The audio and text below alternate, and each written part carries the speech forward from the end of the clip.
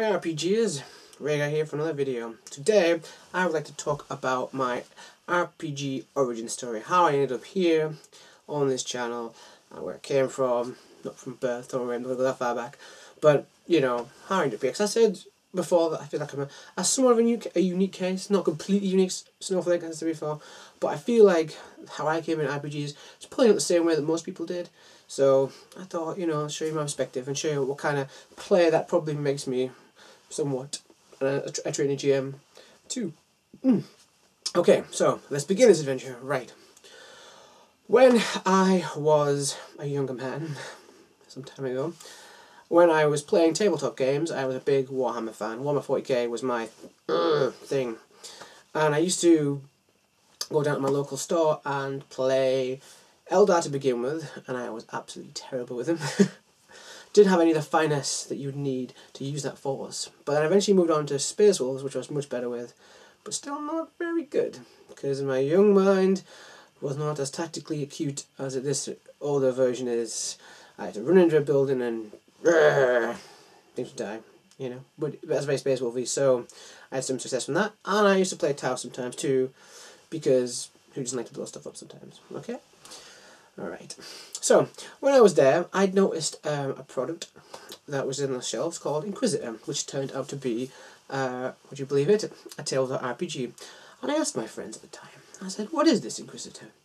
It looks like Warhammer, but it says it's a role-playing game. What is this?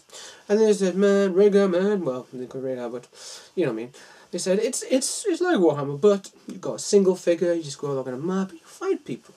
You know, it's like, it's all about, you know, you versus the other guy. And I was like, that doesn't sound very good. I mean, why would I use one guy when I got all of these miniatures to play with? I'm a general, why would I want to play a single guy? So that, unfortunately, began a misconception in my life about what RPGs were about. They just didn't seem like, well, why would I play that? They never mentioned about the story, about the social aspect, about the dice, man, the dice. Oh, I should tell you about the dice. So yeah, and from then on, I didn't really have any interest in them because it just didn't seem that cool at the time. Sorry guys, but that's what I was told. That's what I learned. So fast forward a number of years, and I went to university, and for the record guys, I studied a computer games programming course because that is where my career passion lies. I want to create virtual worlds. I want to create interesting gameplay systems. I want to tell stories in virtual worlds. I want to do it all, you know. That's what I love about games. I love that process, that creative process of creating a world and creating interesting systems interaction and a narrative. Oh, let's be going. Right. So yeah. So while I was at university, one of the modules that I was doing had me researching something. I had a research project I had to do, and I decided to do it on character creation systems because that is something that interests me very much. So, from playing video games myself and from, you know, playing tabletop war games, I found the process very interesting. How you create a character, you know, in a sort of stat sense, maybe not so much as a narrative sense, you know, like how you build it up from using the attribute system, you know, from like strength, dex, and so on, and stamina, to the point systems of like Skyrim and things of its ilk, where you do a thing repeatedly and you get better at it. And I was like, oh, that's a real system. Wasn't a massive fan of it, it was quite interesting. And then for things like Point Buy, like the Vampire Masquerade game, Bloodlines, which I did play while at university, and I enjoyed it very much. But at the time I didn't realise it was based on anything more than that. I just knew it was a video game. And yeah, I did some research and I really enjoyed like getting to know, like sort of trying to figure out like how they take the stats and like develop it over time. So they start off at this and then they become this later on, and sort of controlling that power curve in a digital sense, and how you do abilities, and you know how a skill system works and all that kind of stuff. And I really enjoyed that kind of stuff. But my research sort of brought me onto the sort of the perimeter of RPGs, and I started digging around there for information, because I did realise that a lot of the RPG systems had their roots from the D&D area, you know. So I was poking around in there, and I started to learn a little bit about what RPGs were really about at the time. I I think D&D 4th edition hadn't been out by a little while, and I was sort of getting an appreciation of how that worked, even though at the time I didn't realise it's quite a lot different from most other systems. Like, you know, D&D 4th edition is completely different to anything else I've played. You know, it's quite simplified, I think you'll agree, compared to subsystems. Not that I'm saying that's necessarily a bad thing, but it was different. And but it was kind of accessible from a guy coming from a video games background, so it was quite easy for me to get a grips with it, which I quite liked. So yeah, I did that, and I did that for some time, and I really enjoyed that process. But it kind of, like, the RPG side of it stuck with me for a while, because I had picked up a few podcasts during this research. One was the Penny Arcade one, guys, if you've seen that. I really like that, even though as a player I probably wouldn't play the way that they play. It was really interesting and entertaining, and it sort of got me the idea, wait, these guys aren't just rolling dice and killing each other, they're telling a story, there's a narrative here, there's an actual story structure in this thing, and this is created by the people on the table. This is something completely different to what I thought it was, and I was like, this is great, this is really cool, this is what I like. I love storytelling stuff, I love stories, this is great. Why didn't I know this before? So from doing this research, I contacted a few people in who at the university who were, you know, role players, and this led eventually to me playing, you know, one shot with a bunch of new players. It was the first time I ever played, and it really, even though the session only ran for the once, it really bit me. It really got into me. I was like, this is great. I mean, you know, we were stomping around in a dungeon, and I was like, this is great. You know, we were kind of working things out. There's puzzles to figure out, and, you know, I'd ask a question and I'd get an answer, and it felt very dynamic and new to me. And I felt like, why had I been playing? This is the kind of game that I wish I was playing as a kid. Why did I never know about this kind of stuff? Why did I know? You know. So yeah, I played that one shot, and it sort of gave me the bug.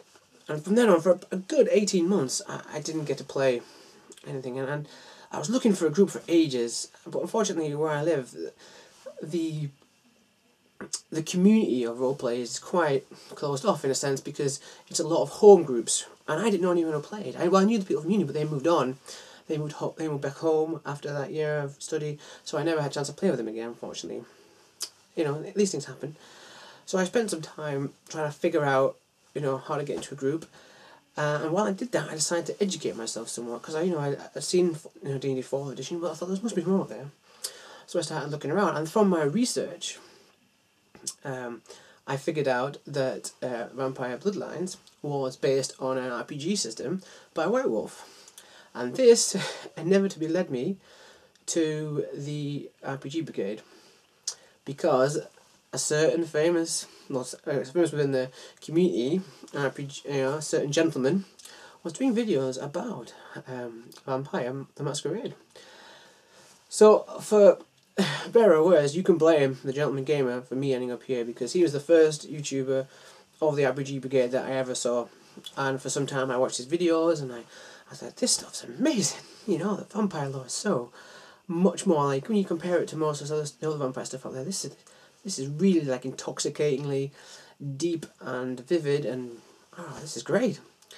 And then through him I met Andy. I didn't meet Andy, but I saw Andy's videos as a complimentary video. Like, they do it really well together. I really enjoyed watching them, like, side by side. I'd go watch his, and then I'd go watch Gentleman Gamers, and I'd go see if Andy's doing one as well, and then get the rounded view I thought. Then from that I came across Hammered Shit Steak, and not long after I started branching out to see what other RPGs were out there. I came across Robert J. Fremantle, and he was starting to do his Dark Heresy stuff, and I was like, this is amazing, this is great. And I was really enjoying watching their videos and stuff, and then I eventually got into a group.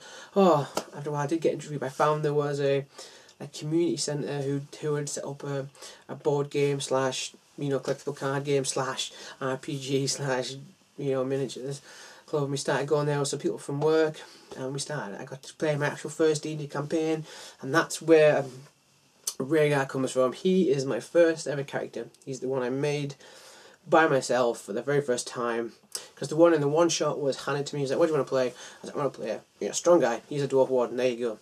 Great. That's what I played. But Rhaegar was my first. I rolled his stats up, and I give him a name, and I chose his race.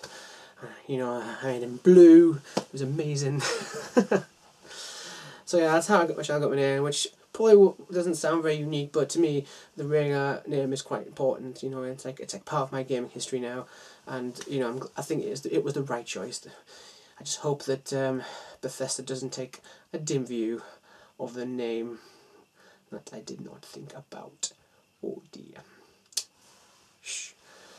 Anyway, so yeah, I got into a campaign for over a year, and then unfortunately, one of those players emigrated, and one of them just decided he didn't want to play anymore, so he left. So then, from there, the GM of my D&D campaign invited me into a home group. Finally, I got into a home group, and that is where I am now, playing with a nice bunch of people, playing a game called Stormbringer and Dresden at the moment, and that is pretty much me up to date. And it's been quite an adventure. I've been really enjoying getting into this hobby. So, when you think about it, I've come from a very academic background into RPGs. Like when I started learning RPGs, I never envisioned I'd be playing them. So I learned a lot about the stats and the mechanical side of things, and the narrative stuff came later.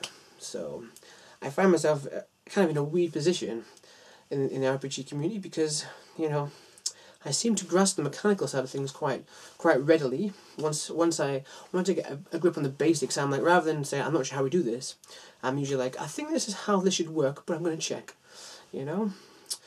So for me, the harder part is the character stuff, the more the story stuff. Even though I really enjoy storytelling, like I haven't had much experience compared to you guys in that sort of stuff. Coming up with my backgrounds and coming up with plot related stuff, for my characters. Which for a guy who wants to be a GM at some point, that's something I'm trying to address. But that is why I'm here. I came here to learn, and I have been learned a lot since before I started making videos. And as I said before in one of my other videos, the reason I started making videos was from Hammer Shit Stakes, sort of RPG community rant, and that brought me out into the light of the community. And here I am to stay, guys, for better or worse. So that has been a brief and slightly animated version of my history. I hope you've enjoyed this video, and I hope you feel you know a little bit more about me and my background. And hopefully you'll hear more from me soon, where I'll be doing hopefully some campaign ideas I've had rattling around, as well as a couple of questions I want to throw at the community for them to sort of have a play around with. Okay guys, well, it's been fun. Until next time.